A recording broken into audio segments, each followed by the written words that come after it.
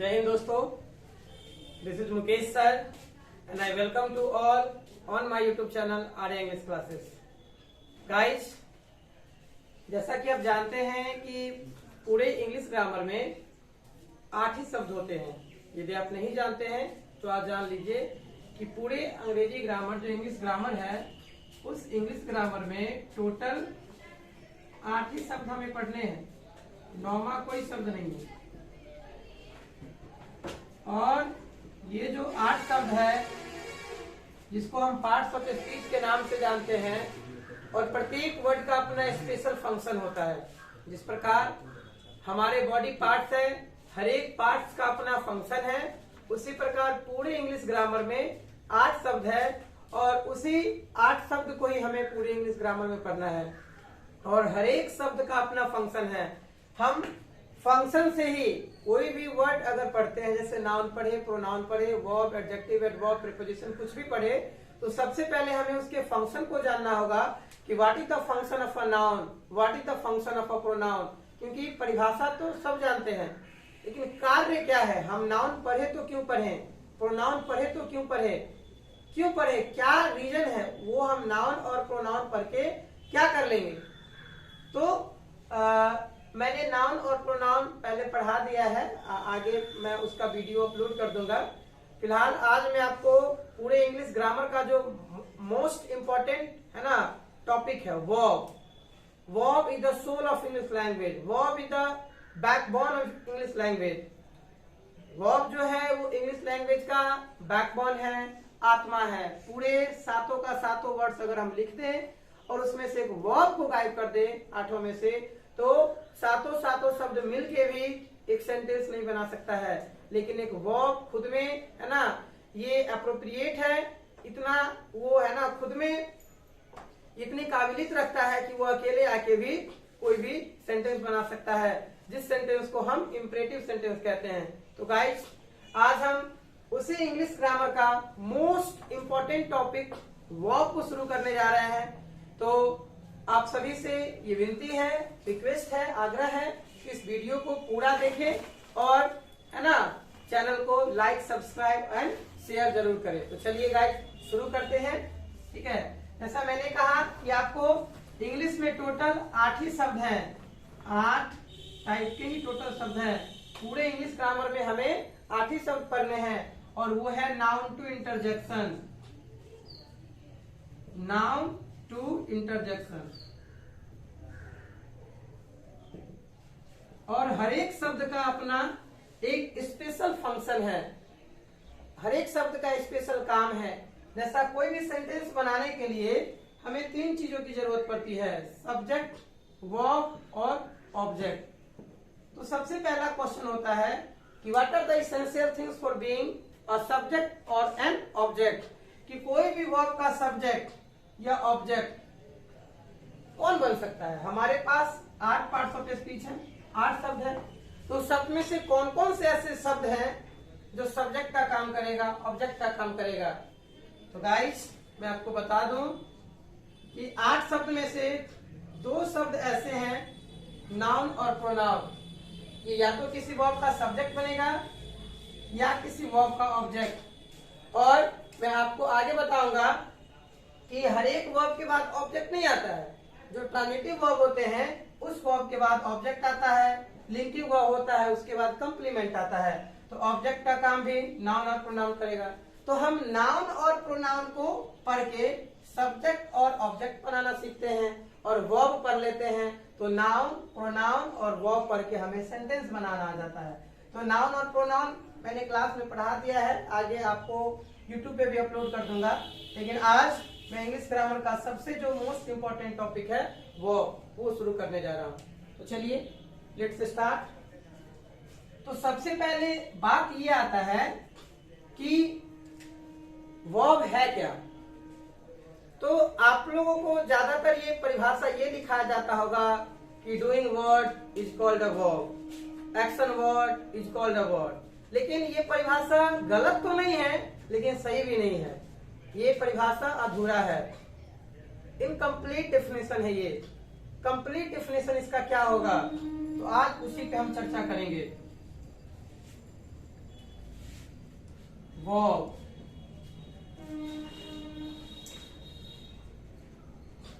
Verb को समझने के लिए आप इसके इंपॉर्टेंस को यहां से समझ सकते हैं कि वर्ब है क्या।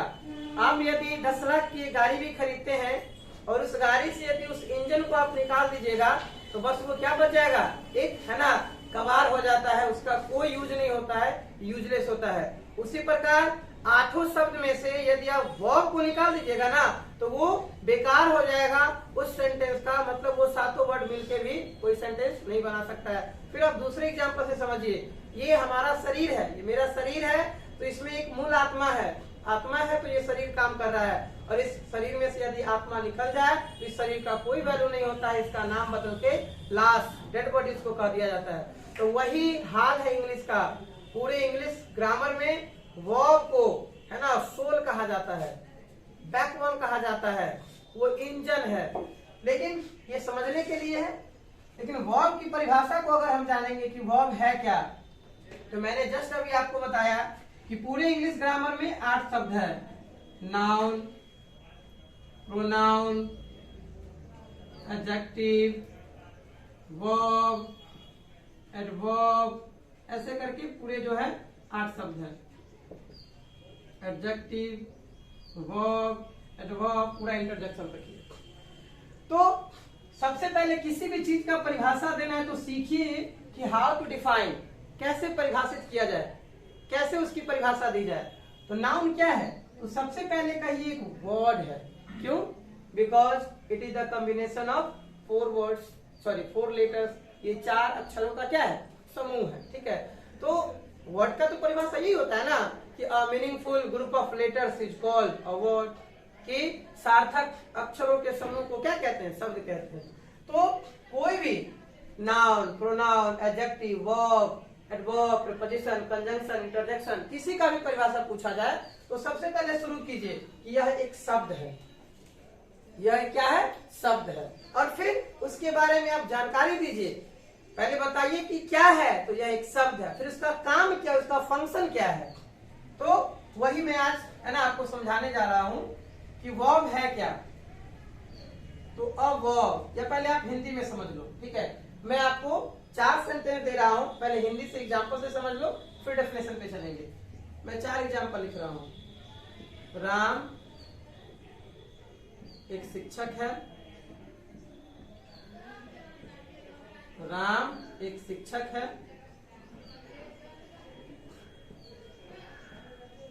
राम के पास ज्ञान है,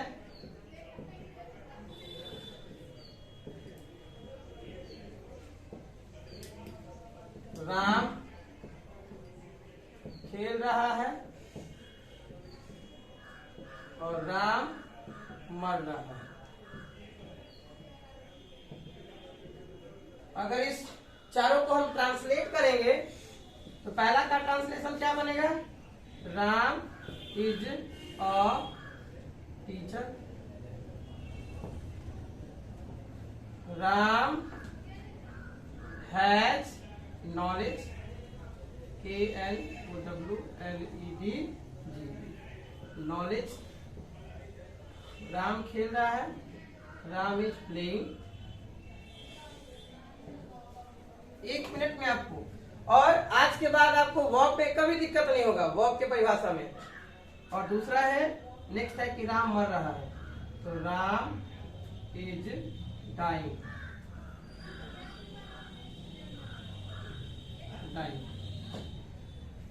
तो सबसे पहले आप वर्ब को समझिए। मैंने कहा कि वर्ब क्या है, तो वो एक शब्द है,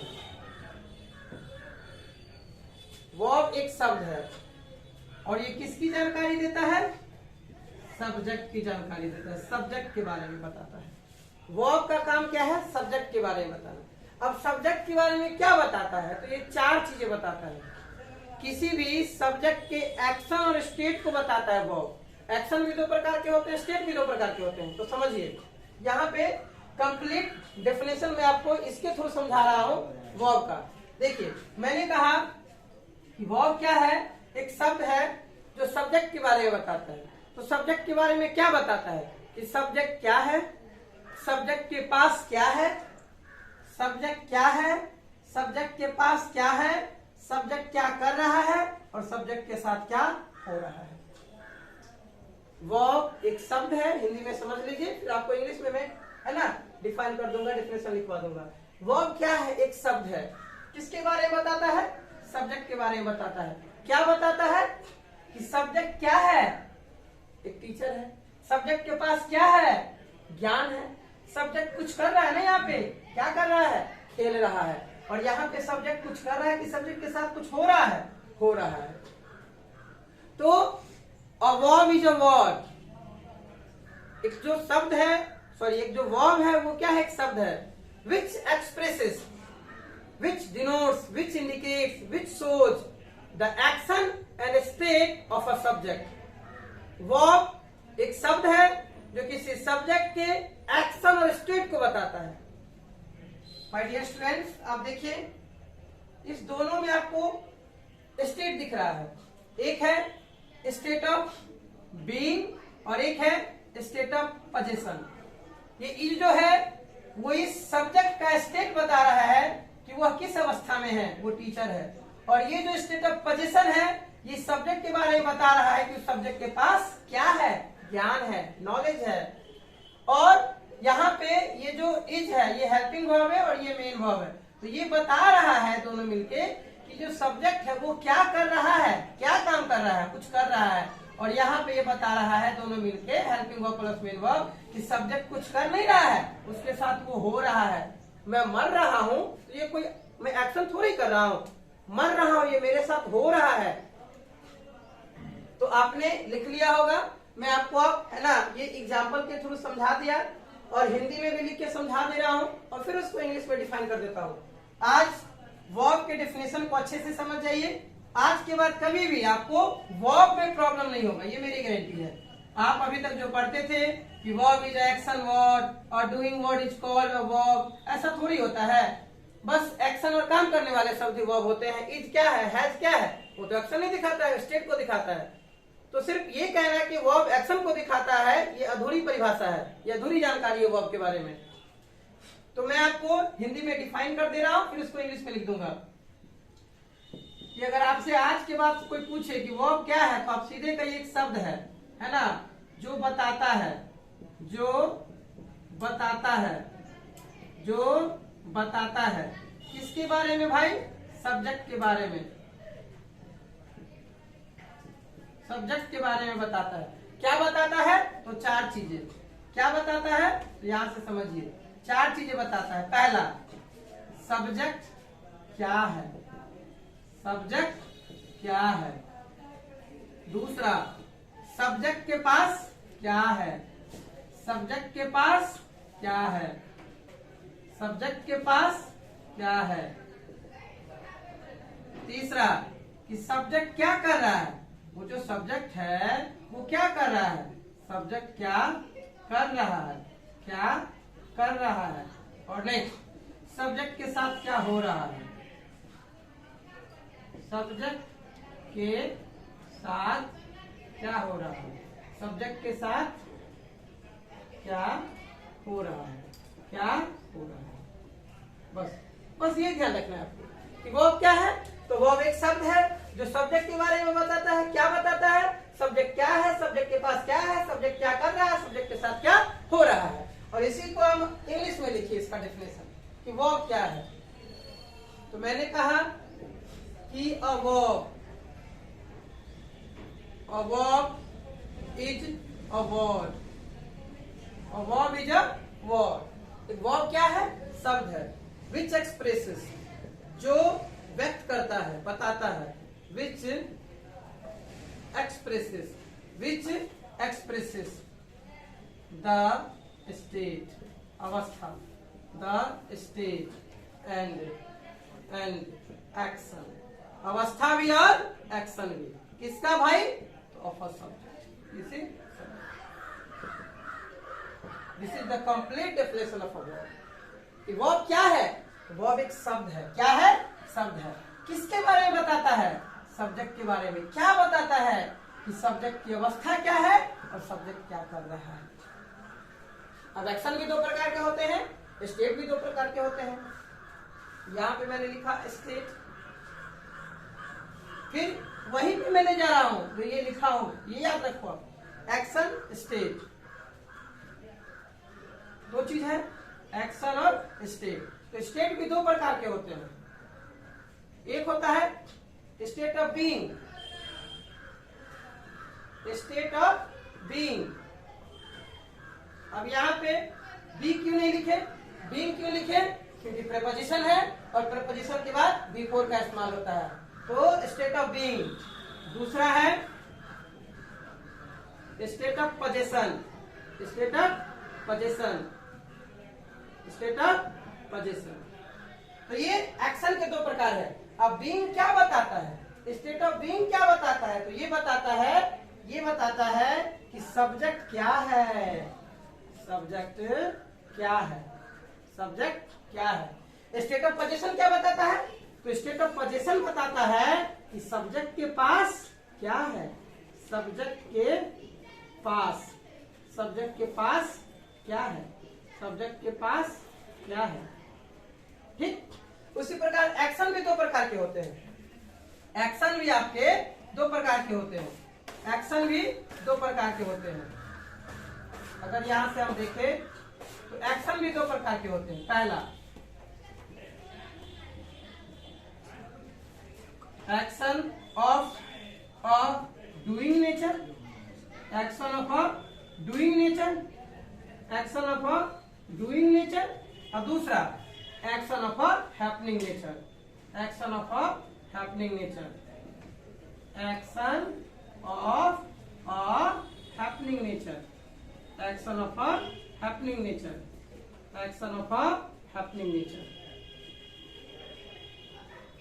So here is the complete definition of verb. My dear students, ये है verb का complete definition, complete परिचय कि verb क्या है। एक शब्द है जो सब्जेक्ट के बारे में बताता है, क्या बताता है, सब्जेक्ट क्या है, सब्जेक्ट के पास क्या है, सब्जेक्ट क्या कर रहा है और सब्जेक्ट के साथ क्या क्या हो रहा है। उसी को यदि आप इंग्लिश में डिफाइन करना चाहते हैं तो a verb is a word which expresses the state and action। आप सिर्फ ये मत बोलिएगा कि वर्ब का जो काम होता है केवल स्टेट एक्शन को बताना होता है, गलत है। वर्ब एक्शन और स्टेट दोनों को बताता है, ठीक है। और स्टेट भी दो प्रकार के होते हैं और एक्शन भी दो प्रकार के होते हैं। मैं आपको ये प्रूफ करके दिखा दूंगा अभी कि सिर्फ एक्शन वाले शब्द ही वर्ब नहीं होते हैं, स्टेट वाले। मैंने क्या कहा कि वर्ब के बिना, है ना, without verb you can't make form any type of sentence. बिना वर्ब के आप सेंटेंस की कल्पना कर ही नहीं सकते, यू कांट इमेजिन, कल्पना ही नहीं कर सकते हैं। तो मैंने लिखा कि Ram is a boy, Ram is a boy, और राम इज टीचिंग। और एक क्या अंधविश्वास है, एक और क्या अंधविश्वास है, एक और गलत क्या चीज बताया जाता है बच्चों को कि इज एम आर हमेशा हेल्पिंग वर्ब है। गलत, मैं आपको बताऊंगा। Is am are main verb भी है और is am are helping verb भी है, ठीक है। तो मैं आपको नेक्स्ट वीडियो में बताऊंगा, पूरा वर्ब का जो है प्लेलिस्ट बनेगा। मतलब ये पार्ट 1 है, फिर पार्ट 2 बनाऊंगा, फिर पार्ट 3 बनाऊंगा। तो अभी आप पहले इस चीज को समझिए। यहाँ पे मैं अभी बता दे रहा हूँ, देखिए ये राम है, तो मैंने अभी जस्ट आपको बता दिया कोई भी सेंटेंस बनाने के लिए हमें 3 चीज की जरूरत पड़ती है, सब्जेक्ट, वर्ब और ऑब्जेक्ट। सब्जेक्ट का काम या तो नाम करेगा या प्रोनाउन। किसी वर्ब को अगर सब्जेक्ट बनाना है तो उसे इन्फिनिटिव या जेनरल में बदलो। किसी एडजेक्टिव, बहुत सारे ऐसे एडजेक्टिव होते हैं वो भी वर्ब का काम करता है। जैसे बहुत सारे ऐसे एडजेक्टिव होते हैं, पुअर, रिच, ऑनेस्ट, इसके पहले द लगा देते हैं तो वो प्लूरल कॉमन नाउन बन जाता है, ठीक है। तो यहाँ पे राम क्या है, सब्जेक्ट, और सब्जेक्ट के बाद क्या आता है, वर्ब। तो यहाँ पे इज क्या हेल्पिंग वर्ब है, नहीं, इज यहाँ पे मेन वर्ब है। इज यहाँ पे क्या है, मेन वर्ब है। और ये अवस्था बता रहा है, ये बता रहा है कि राम क्या है, राम क्या है, तो राम एक लड़का है। और यहाँ पे इज बता रहा है, ये मेन वर्ब, ये V4 है, यहाँ पे ये इज मेन वर्ब की मदद कर रहा है, इसलिए यहाँ पे ये हेल्पिंग वर्ब है। तो राम यहाँ पे कुछ कर रहा है, लेकिन राम यहाँ पे कुछ कर नहीं रहा है, इसकी अवस्था बताया जा रहा है कि वो क्या है। तो गाइस, मैं ये उम्मीद करता हूँ कि आप वर्ब का परिभाषा समझ गए होंगे।